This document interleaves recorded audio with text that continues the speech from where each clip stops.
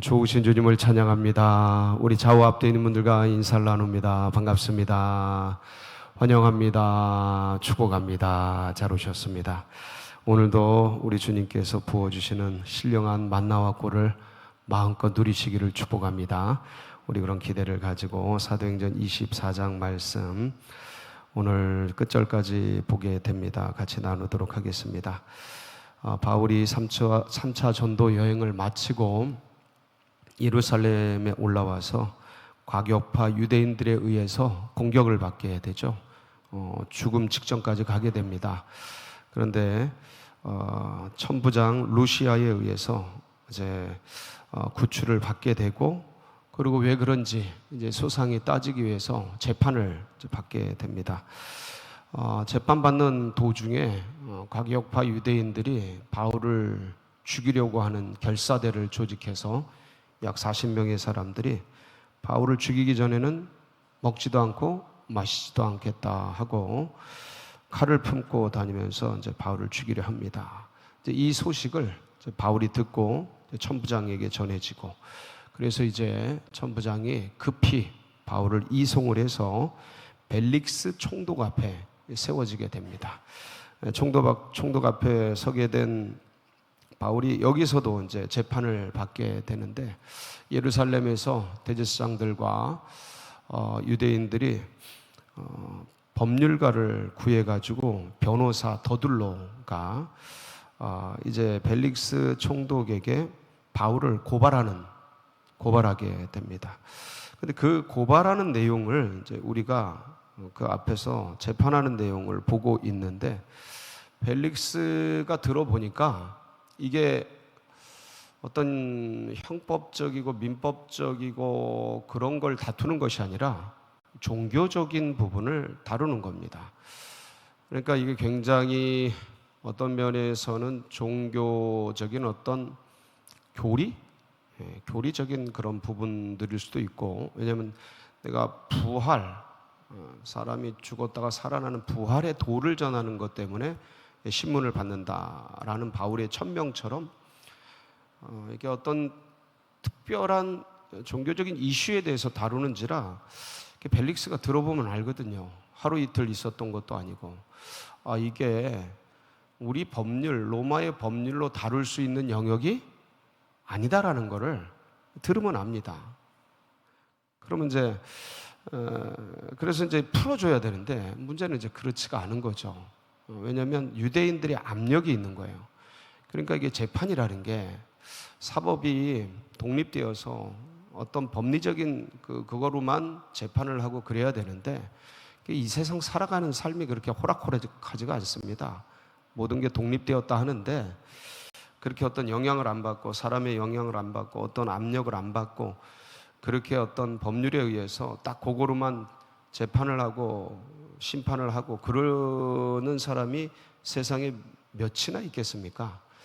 경제도 그렇고 문화도 그렇고 이 세상 사는 사람들이 어떤 외부의 압력을 다 받게 돼 있죠. 그래서 정경유착이라 그래서 경제와 정치가 이게 유착을 하고, 경제인과 정치인이 유착을 해서 서로 도움받고 영향을 주고 이런 것들이 공공연하게 알려져 있는 그런 정도일진데, 영향 안 받는 사람들이 없는 거죠. 이 벨릭스가 이런 영향을 받습니다.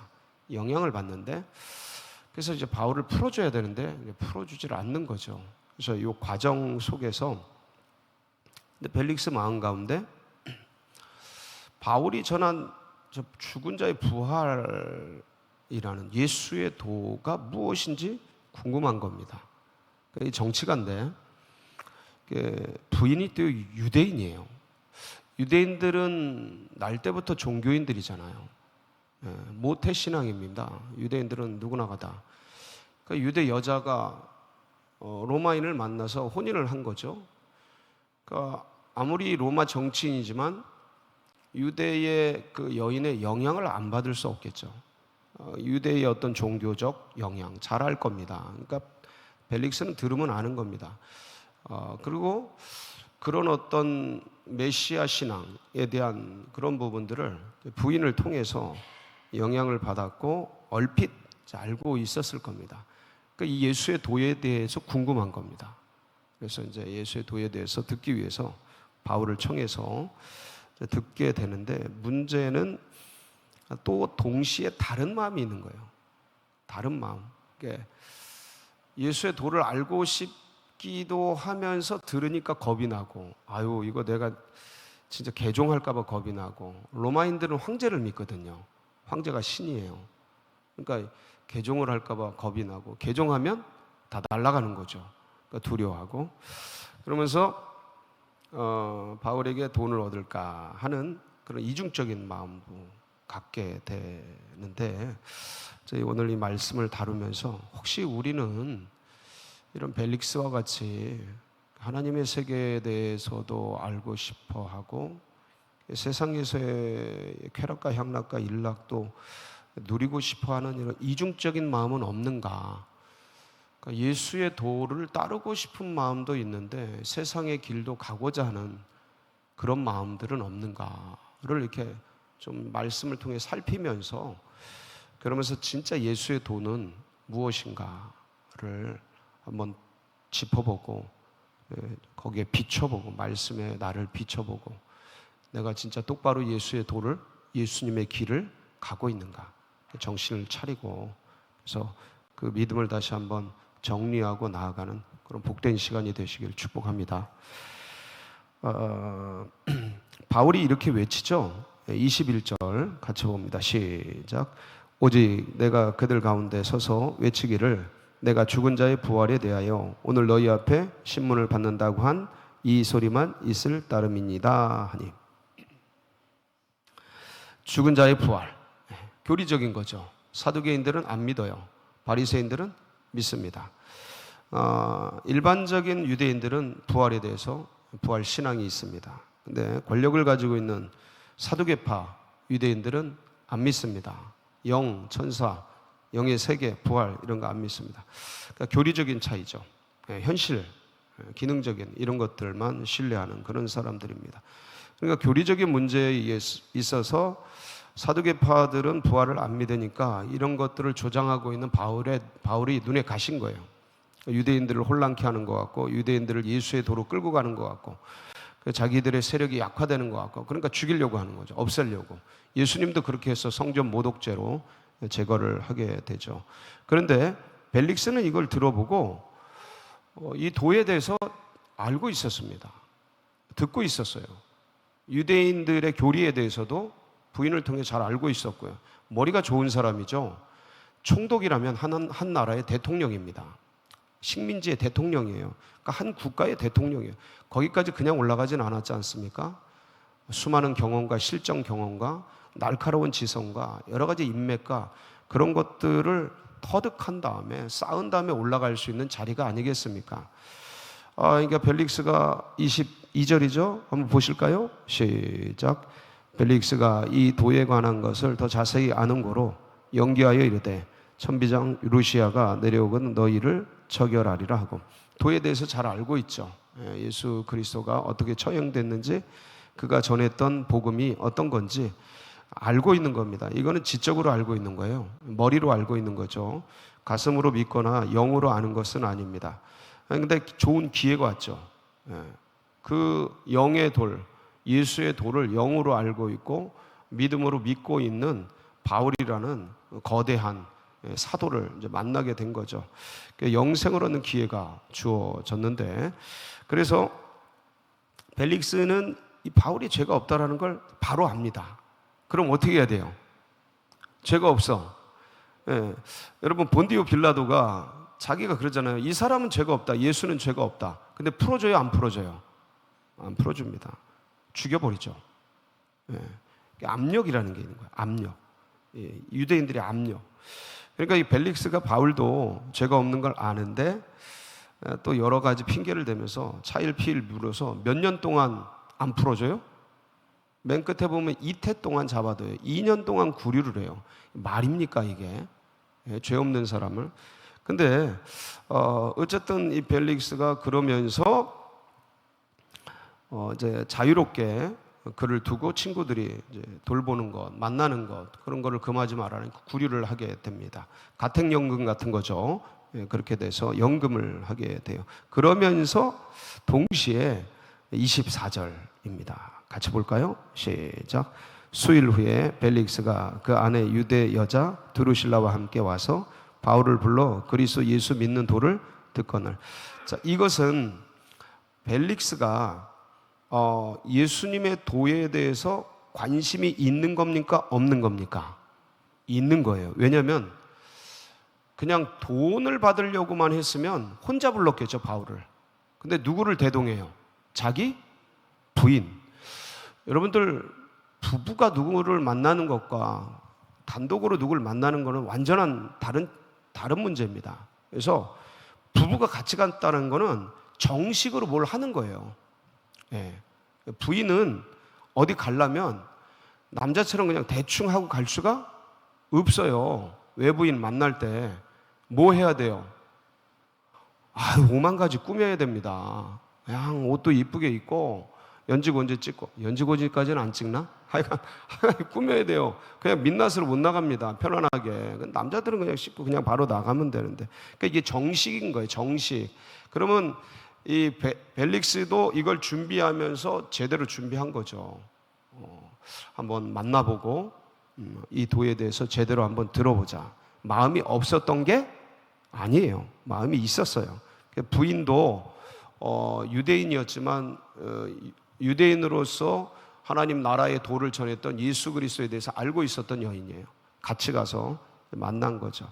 그러면서 이제 바울이 25절 이 말씀을 예수의 도에 대한 얘기들을 전하죠. 25절 시작.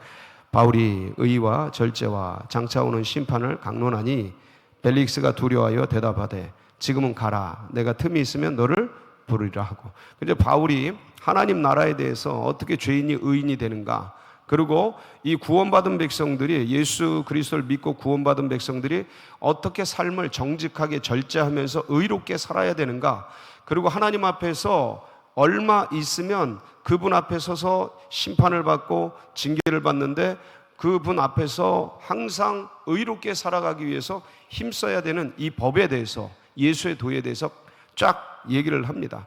그러니까 이 말씀을 들으면 사람이 예수님을 뭐 해야겠구나, 믿어야겠구나 하는 생각이 들어요, 안 들어요?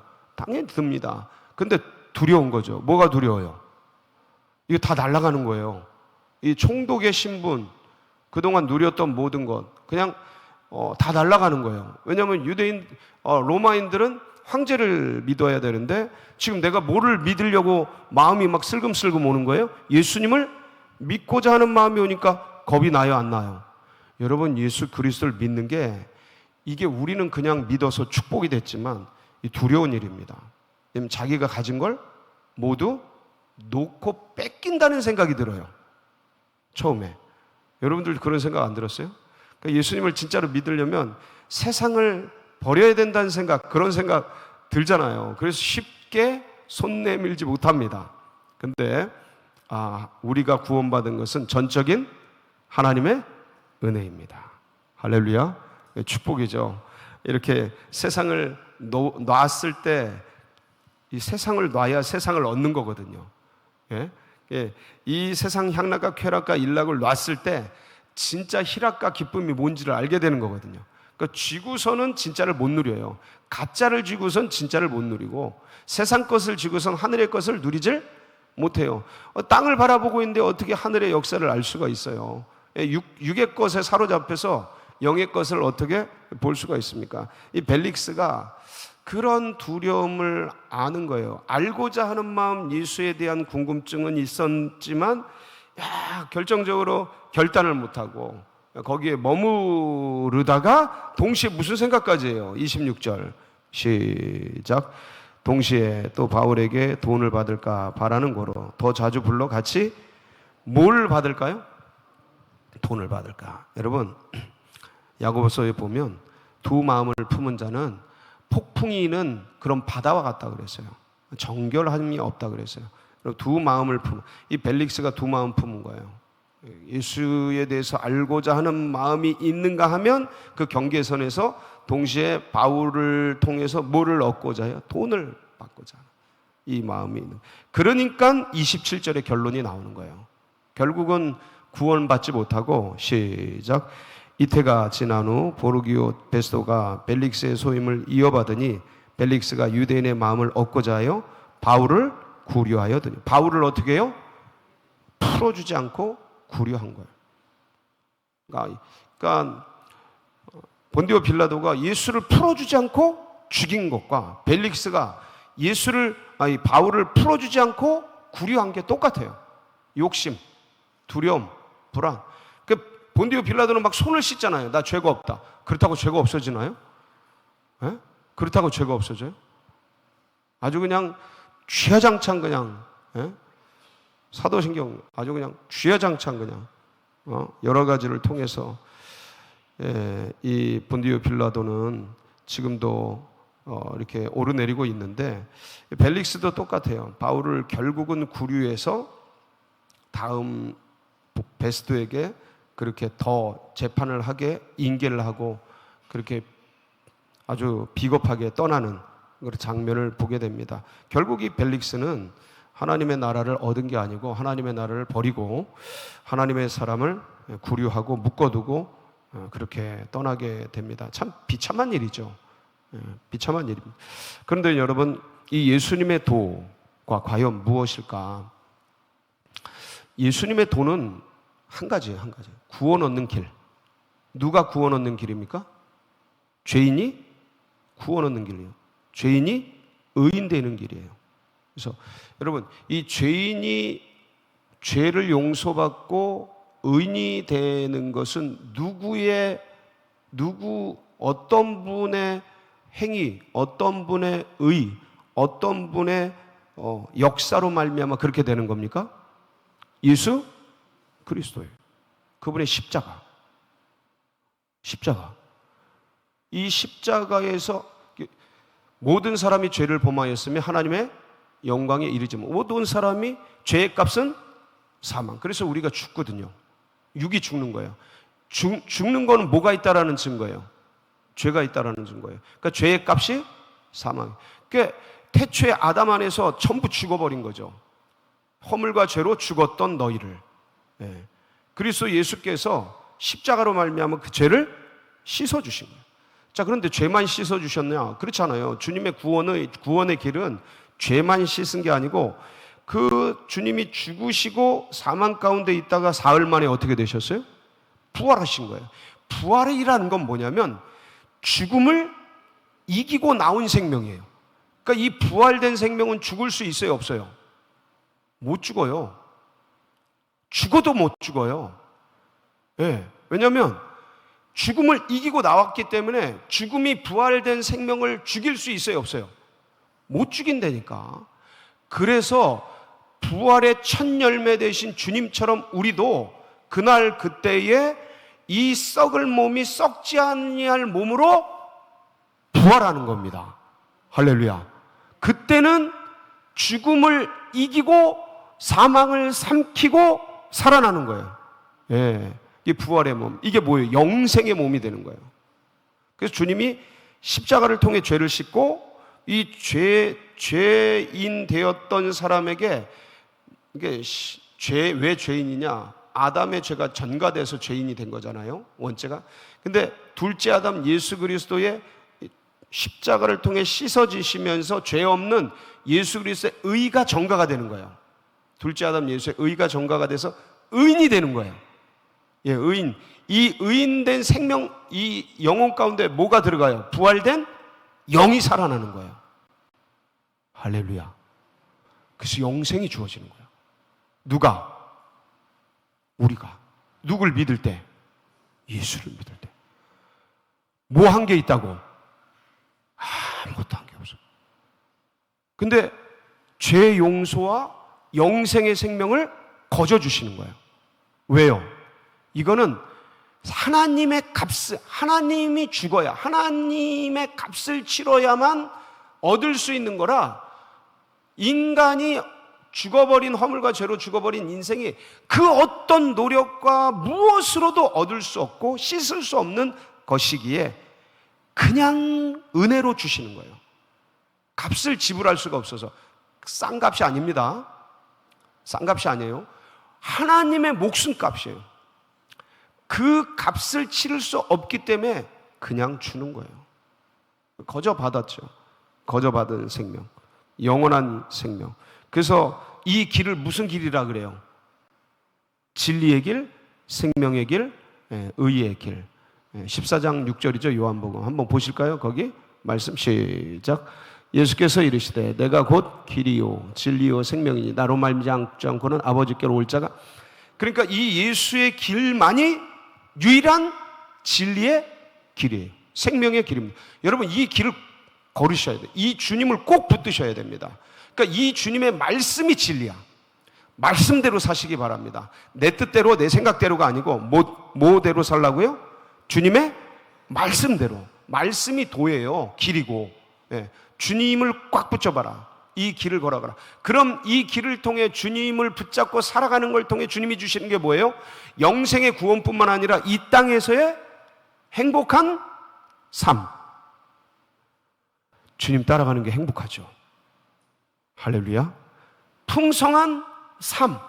아멘이십니까? 축복의 삶. 그러니까 가슴에 주님을 품은 사람들은 항상 힘들어도 미소 짓고 웃을 수 있는 거예요.